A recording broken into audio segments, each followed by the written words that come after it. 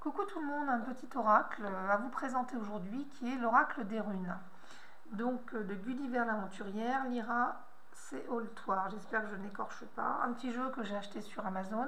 Je crois qu'il est aux alentours de 25 euros. Ça reste encore un jeu assez cher quand même. Donc comme je vous le disais dans une autre vidéo, les runes m'intéressent, j'ai envie de m'y mettre. Donc je le trouve intéressant parce qu'il a un esprit peut-être un peu sombre, mais j'ai trouvé magnifique. Voilà. Donc il arrive dans une petite boîte à peu près comme tous les autres tarots, hein, une boîte cartonnée. Au dos est expliqué, donc c'est bien expliqué qu'il y a 24 cartes, un livre explicatif avec un petit texte. Porteuse d'une très ancienne tradition magique, les runes résument en 24 signes distincts les grandes lignes de la vie humaine. Sous forme de cartes, au travers de tirages simples et accessibles à tous, elles nous mettent ainsi en relation avec leur signification profonde, nous aidant à y trouver un écho à nos récurrentes préoccupations, une réponse à toutes nos questions. Un précieux outil divinatoire chargé d'histoire ancestrale qui vous accueillera au quotidien. Les runes et les mythologies slaves, germaniques et nordiques ont toujours été au centre de la spiritualité et de la pratique de Lyra Séoltoire. Païenne et sorcière, passionnée d'histoire et de reconstitution médiévale, elle utilise constamment ces symboles sacrés. Elle a aussi apporté tout son savoir et sa préscience à cet oracle des runes, éclairant leur passionnant aspect divinatoire, encore auréolé de mystère. Initiatrice de cet oracle, Gulliver l'aventurière, à travers ses superbes illustrations oniriques, en a sublimé la force symbolique et vibratoire, offrant son indéniable talent au service de la magie.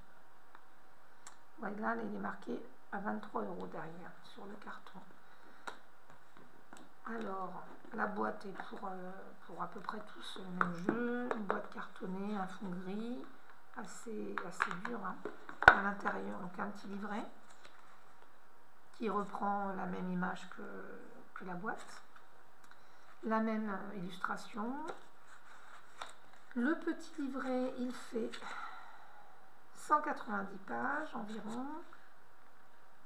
Il a l'air vraiment très complet, il est en noir et blanc. Donc sur une page, donc en premier on a la photo de la carte. Et puis on a après l'explication, donc l'image, le message divinatoire et donc c'est tout. La toile de fond et le message divinatoire, voilà, c'est ça. Donc je pense qu'il faut un petit peu de temps pour arriver à les déchiffrer, à les comprendre. Et puis, je pense qu'à la fin, il y a peut-être des tirages. Non, je vois rien là. Bon, écoutez, je vois pas de tirage. Peut-être qu'elle les a mis avant. Non, bon. Bon, bah, écoutez, a priori, je vois pas de tirage. Donc, voilà. Les cartes sont sublimes au dos, c'est un œil avec des symboles autour sur un fond orangé. Alors les tranches sont dorées. Normalement il y a 24 cartes. Elles sont tout à fait normales, hein, au niveau de l'épaisseur, il n'y a rien qui me choque.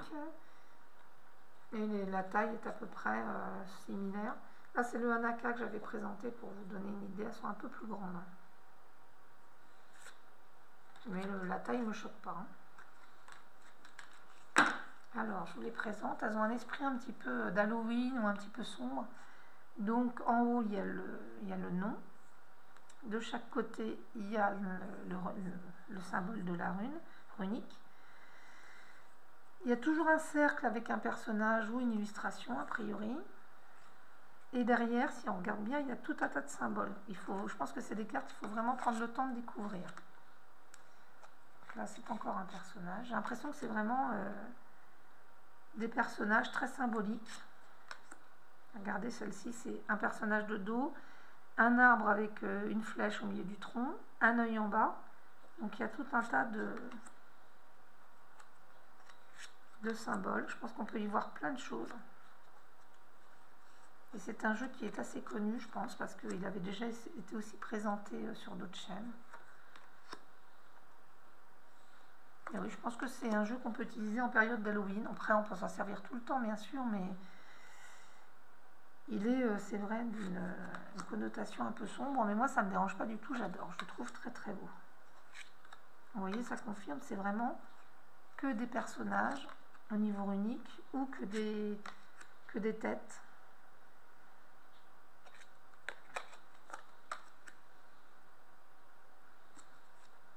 Alors là, c'est rigolo parce que le cercle est entier jusqu'ici, il me semble. Regardez, un coup c'est des fleurs, j'avais pas vu, un coup c'est des traits. Là c'est des fleurs. Et là d'un seul coup il est plus dedans. Il est coupé. Il est beau celui-ci avec l'épée. Un peu, bon, un peu gore, c'est vrai. La femme enceinte avec l'enracinement.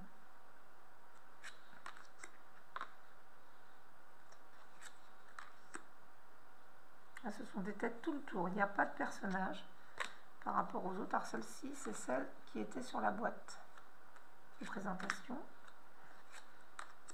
Et là non plus, c'est bon un personnage, mais on voit qu'une partie. Ah, un œuf.